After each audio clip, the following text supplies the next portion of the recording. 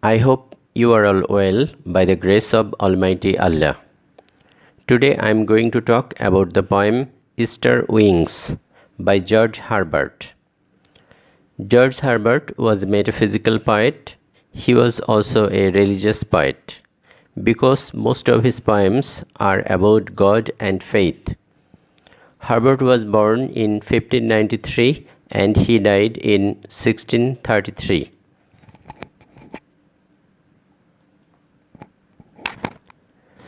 Now let us talk about the metaphysical poets. The metaphysical poets were a group of 17th century English poets with some special characteristics. John Donne was the leader of this group. The other poets of this group are Andrew Marvell, George Herbert, Henry Vaughan, Abraham Cowley and Richard Crashaw. The metaphysical poets were all learned persons. Their poems were witty. There was much display of learning in their poems. The poems were emotionally lacking but full of arguments. These poems abounded in unusual comparisons known as conceits. The poems had always abrupt, unconventional beginning. The themes of the poems were abstract ideas like love, religion, etc. Although Dr. Johnson is critical of the metaphysical poets, T.S. Eliot, a modern poet, had a very high opinion of them.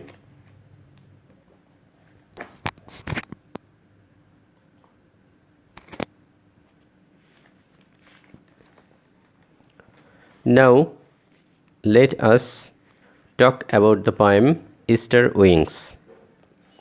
Easter is a religious festival of the Christians.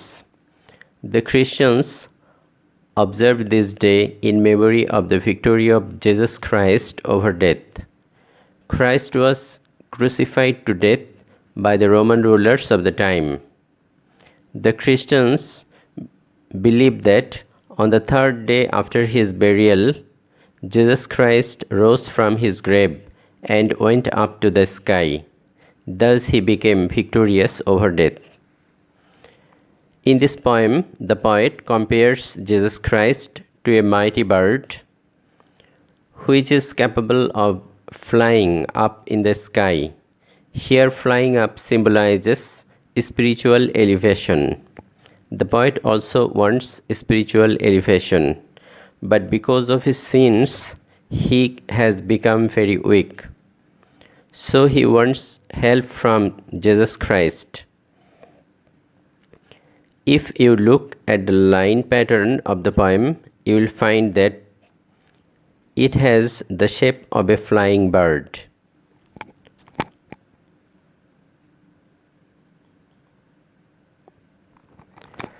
Now, let us explain the poem line by line. In the first 10 lines, the poet says that God created man in the midst of plenty. God gave Adam and Eve paradise, but by behaving in a foolish way, that is, by eating the forbidden fruit, they lost heaven. After coming back to earth from heaven, they committed a lot of sins and thus became spiritually very poor. The poet says that he is also spiritually very poor. He wants to fly smoothly upward, like the bird lark. But without the help of Jesus Christ, he cannot fly upward. If with the help of Jesus, he can fly upward, he will sing the glory of Jesus Christ, who became victorious over death. If he can fly with the help of Christ, he will be doubly benefited. His fall will be converted into spiritual elevation.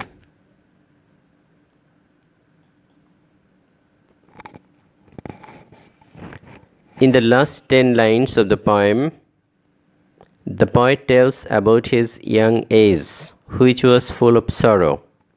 He committed a lot of sins, and as a result, he was sick and full of shame. He became spiritually very weak and poor.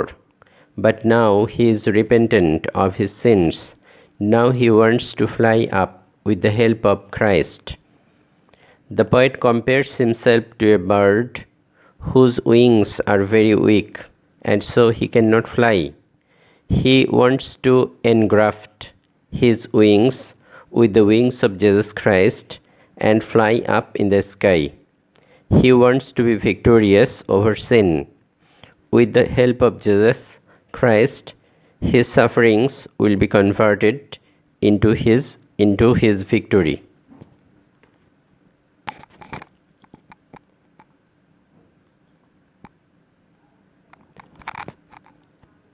সুপ্রিয় শিক্ষার্থীরা, এখন আমরা Easter wings কবিতাটার Bangla অনুবাদ করব।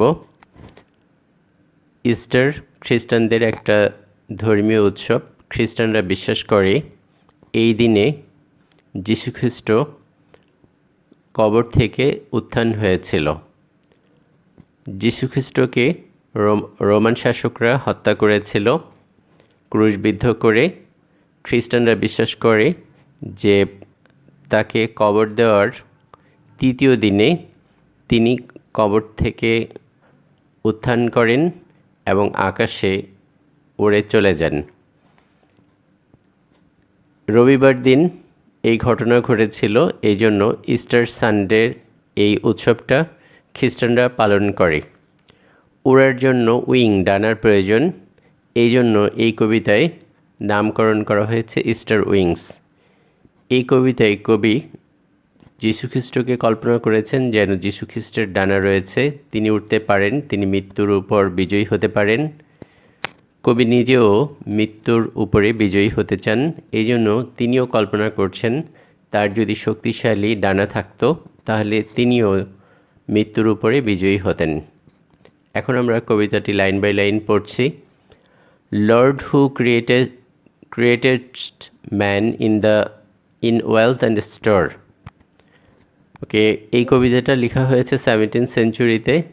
তার মানে এখানে প্রচুর পরিমাণে বানান আমরা দেখতে পাবো আধুনিক বানানের সাথে যার মিল নেই। এখানে আমরা দেখতে পাচ্ছি ক্রিয়েটেড, এর সাথে একটা এসটি যোগ করা হয়েছে। আসলে এসটি কবিতায় ব্যবহৃত হয়, বাস্তবে ক্রিয়েটেড। গড হু ক্রিয়েটেড ম্যান, ঈশ্বর যিনি মানুষকে সৃষ্টি করেছিলেন, ইন ওয়েলথ অ্যান্ড স্টোর, মানুষকে ঈশ্বর সৃষ্টি করেছিলেন ওয়েলথ সম্পদের মাঝে, অ্যান্ড স্টোর প্রাচুর্যের মাঝে। এখানে বোঝানো হয়েছে ঈশ্বর মানুষকে সৃষ্টি করে স্বর্গে রেখেছিলেন এবং সেখানে মানুষ প্রাচুর্যের মাঝে ছিল। দো ফুলিশলি হি লস্ট দ্য সেম, মানুষ বোকার মতো কাজ করে। সেম মানে এখানে স্বর্গকে বোঝানো হয়েছে, স্বর্গ হারিয়েছিল। ডিকেইং মোর অ্যান্ড মোর, এরপর সে পৃথিবীতে আসে এবং সে ডিকেইং ক্ষয়প্রাপ্ত হতে থাকে, তার অধপতন হতে থাকে। টিল হি বিকেম মোস্ট পোর, অবশেষে সে খুবই দরিদ্র হয়ে যায়। পোর বানানো আমরা দেখতে পাচ্ছি আধুনিক বানানের সাথে একটা যোগ করা হয়েছে। এখানে দরিদ্র বলতে স্পিরিচুয়ালি মানে আত্মার দিক দিয়ে সে খুব দরিদ্র হয়ে গিয়েছে, পাপের কারণে সেটা বোঝানো হয়েছে। With thee O let me rise, কবি যীশুখ্রিস্টকে সম্বোধন করে বলেছেন উইথ দি, তোমার সাথে, ও লেট মি রাইজ, আমি উঠতে চাই। অ্যাজ লার্ক, লার্ক পাখির মতো, লার্ক হচ্ছে ভরত বা চাতক পাখি, চাতক পাখির মতো আমি তোমার সাথে উঠতে চাই। হারমোনিয়াসলি মানে সুরেলাভাবে, সুন্দরভাবে, ঐক্যের সাথে। অ্যান্ড সিং দিস ডে দাই ভিক্টোরি, আমি তোমার সাথে উঠতে চাই এবং আমি যদি তোমার সাথে উঠতে পারি তাহলে আজকের দিনে আমি তোমার বিজয়ের গান গাইব, মৃত্যুর উপর তুমি বিজয়ী হয়েছিলে সেই গান গাইব। Then shall the fall further the flight in me, তখন আমার যে পতন হয়েছে এই পতনটাই আমার ঊর্ধ্বে আরোহণের পথ হয়ে যাবে। আমি দ্বিগুণ লাভবান হব, কারণ আমার পতন হয়েছে, সেই পতন থেকেই আমার উত্থান হচ্ছে। এরপর কবি তার অতীতের কথা বলছেন। My tender age in sorrow did begin. Tender কোমল, আমার কোমল বয়স, এখানে ইয়াং এজের কথা বলা হয়েছে, যুবক বয়স। In sorrow did begin, begin বানানেও আমরা দেখতে পাচ্ছি যে আধুনিক বানানের সাথে একটা এন এবং ই যুক্ত রয়েছে। মাই টেন্ডার এজ, আমার কোমল বয়সে, যুবক বয়সে। ইন সরো ডিড বিগিন, যুবক বয়স শুরু হয়েছিল দুঃখের মধ্য দিয়ে, সরো দুঃখ। And still with sickness and shame, এখনও আমি সিকনেস অসুস্থ আছি, অ্যান্ড শেম লজ্জার মধ্যে আছি। দো ডিডেস্ট সো পানিশ সিন,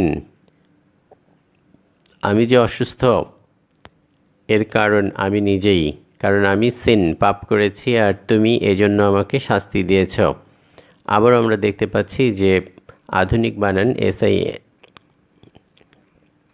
এসআইএন, কিন্তু এখানে বাড়তি একটা এনি যুক্ত আছে।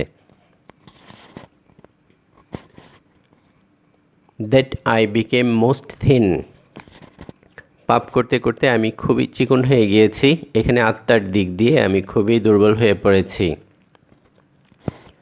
With the let me combine, আমি তোমার সাথে একত্রিত হতে চাই। কম্বাইন, একত্রিত হওয়া। কবি কল্পনা করছেন তার ডানার দুর্বল হয়ে পড়েছে, তিনি যীশুখ্রিস্টের ডানার সাহায্য চান। অ্যান্ড ফিল দাই ভিক্টোরি, আমি অনুভব করতে চাই তোমার বিজয়ে, আমি তোমার মতো উঠতে চাই এবং তোমার বিজয়ে আমি নিজে অনুভব করতে চাই। ফর ইফ আই ইম্প, এখানে ইম্প মানে জোড়া লাগানো, যদি আমি জোড়া লাগাতে পারি, কলম করতে পারি, মাই উইং আমার ডানা, অন দাইন তোমার ডানার সাথে, affliction shall advance the flight in me, তখন আমার যে অ্যাফ্লিকশন, আমার যে কষ্ট, আমার যন্ত্রণা, এটা অ্যাডভান্স অগ্রসর হবে, এখানে রূপান্তরিত হবে, আমার যন্ত্রণা রূপান্তরিত হবে ফ্লাইট ইন মি, আমি তখন তোমার সাথে উড়ব। তো এভাবে এই কবিতায় কবি যীশুখ্রিস্টের প্রতি তার শ্রদ্ধা ভক্তি, তার ভালোবাসা প্রকাশ করেছেন। যীশুখ্রিস্ট মৃত্যুর উপরে বিজয়ী হয়েছিলেন, কবি নিজেও পাপের উপরে বিজয়ী হতে চান, তিনি উঠতে চান। যেহেতু ওড়ার কথা রয়েছে, এই কারণে তোমরা যদি কবিতার শেপটা লক্ষ্য করো তাহলে দেখতে পাবে যে এই কবিতার শেপ বা আকৃতি হচ্ছে একটা ফ্লাইং বার্ড, একটা উড়ন্ত পাখির মতো। ওকে, তোমাদের সবাইকে ধন্যবাদ আমার সাথে থাকার জন্য।